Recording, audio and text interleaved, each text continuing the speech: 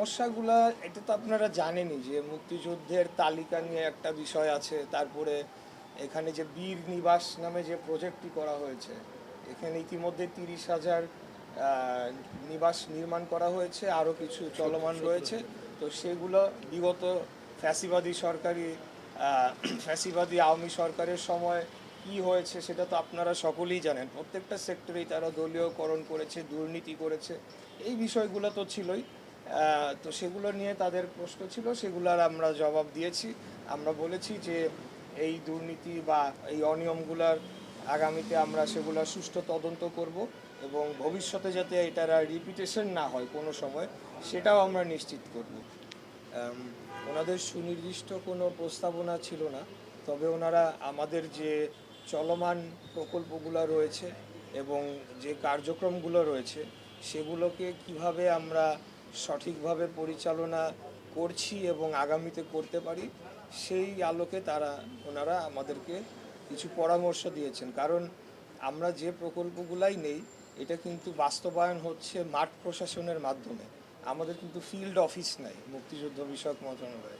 অতএব তাদের সাথে ইন্টারঅ্যাক্টিভ সেশনটা খুব ভালো ছিল। আমরা আশা রাখছি যে আগামী দিনে আমাদের কাজের গতি আরও বাড়বে এবং যে কিছু সমস্যা তো রয়েছেই, সেগুলোকে আমরা নিরসন করে আগামীতে আরও ভালো করতে চাই। এই মন্ত্রণালয়কে আরও জনগণের কাছে আরও বেশি ভালোভাবে তুলে ধরে আমরা মুক্তিযুদ্ধকে তার যথাযথ সম্মান প্রদর্শন করতে চাই।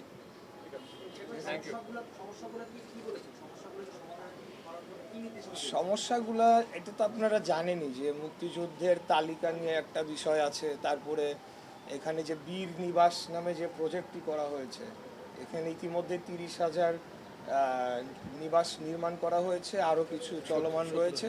তো সেগুলো বিগত ফ্যাসিবাদী ফ্যাসিবাদী আওয়ামী সরকারের সময় কি হয়েছে সেটা তো আপনারা সকলেই জানেন। প্রত্যেকটা সেক্টরেই তারা দলীয়করণ করেছে, দুর্নীতি করেছে, এই বিষয়গুলো তো ছিলই। তো সেগুলো নিয়ে তাদের প্রশ্ন ছিল, সেগুলোর আমরা জবাব দিয়েছি। আমরা বলেছি যে এই দুর্নীতি বা এই অনিয়মগুলোর আগামীতে আমরা সেগুলোর সুষ্ঠু তদন্ত করব এবং ভবিষ্যতে যাতে এটার আর রিপিটেশন না হয় কোনো সময়, সেটাও আমরা নিশ্চিত করব।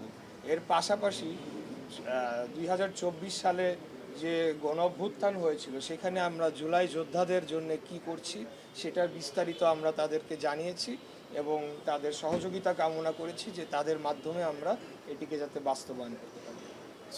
বীর নিবাস 30,000 টার্গেট, 17,800টা অলরেডি হয়েছে। আমি একটু দুঃখিত, বীর নিবাস আমাদের 30,000 আমাদের প্রকল্পের টার্গেট রয়েছে। এর মধ্যে 17,806টি নির্মাণ সম্পন্ন হয়েছে, বাকিগুলো প্রক্রিয়াধীন রয়েছে।